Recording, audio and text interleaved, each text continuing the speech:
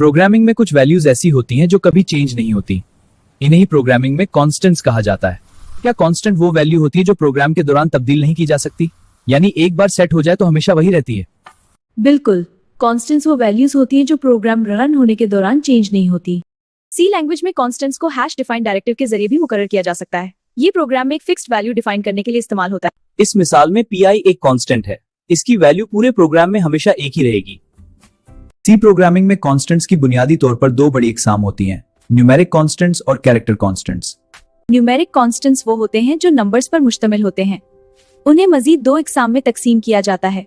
Integer constants वो numbers होते हैं जिनमें पॉजिटिव या नेगेटिव नंबर दोनों हो सकते हैं। समझ आ गया, शुक्रिया। यानी ऐसे नंबर्स जो गिने जाते हैं उन्हें इंटीजर कांस्टेंट्स कहा जाता है। मिसाल के तौर पर 125 या 30,100। रियल कांस्टेंट्स वो नंबर्स होते हैं जिनमें डेसिमल पॉइंट मौजूद होता है। इन्हें फ्लोटिंग पॉइंट कांस्टेंट्स भी कहा जाता है। ये वैल्यूज उमूमन नापी जाने वाली मिकदारें जाहिर करती हैं। मिसाल के तौर पर 3.14, 15.33 और 4.786। कैरेक्टर कांस्टेंट्स किसी एक हर्फ, हिंदसे या अलामत पर मुश्तमिल होते हैं। उन्हें अपॉस्ट्रोफी के अंदर लिखा जाता है। मिसाल के तौर पर 85 प्लस कैरेक्टर कांस्टेंट्स हैं। इनकी लंबाई सिर्फ एक कैरेक्टर होती है। ये याद रखना जरूरी है कि 9 और 9 एक जैसे नहीं होते। 9 कैरेक्टर कांस्टेंट है जबकि 9 इंटीजर कांस्टेंट है। इंटीजर वैल्यूज रियाजी के मुताबिक कैलकुलेट की जा सकती हैं, लेकिन कैरेक्टर कांस्टेंट्स को आम अरिथमेटिक की तरह इस्तेमाल नहीं किया जाता। मसलन 7 + 98 को जमा करें तो जवाब 115 बनता है, लेकिन 9 + 8 आम रियाजी के मुताबिक 17 नहीं बनता है। अब एक छोटी सी एक्सरसाइज देखते हैं। इसमें कांस्टेंट्स की इकसाम पहचाननी है। इन वैल्यूज को देखकर हमें इनकी कैटेगरीज पहचाननी है, यानी इंटीजर, रियल और कैरेक्टर कांस्टेंट्स।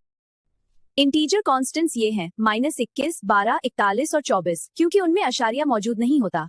रियल कांस्टेंट्स ये हैं 32.768, 40.0, 1.2 और -12.3। इन सब में अशारिया मौजूद है। कैरेक्टर कांस्टेंट सिर्फ ए है, क्योंकि ये अपॉस्ट्रफी के अंदर एक सिंगल कैरेक्टर है। आज हमने कांस्टेंट्स का कॉन्सेप्ट मुकम्मल तौर पर समझा और न्यूमेरिक और कैरेक्टर कांस्टेंट की अकसाम भी देखें। प्रोग्रामिंग में कॉन्सेप्ट स्टेप बाय स्टेप सीखने से सब कुछ आसान हो जाता है। बस प्रैक्टिस और अंडरस्टैंडिंग जरूरी है। अगर आप भी प्रोग्रामिंग आसान और दिलचस्प तरीके से सीखना चाहते हैं तो चैनल डिजाइन सेंसी को जरूर सब्सक्राइब करें।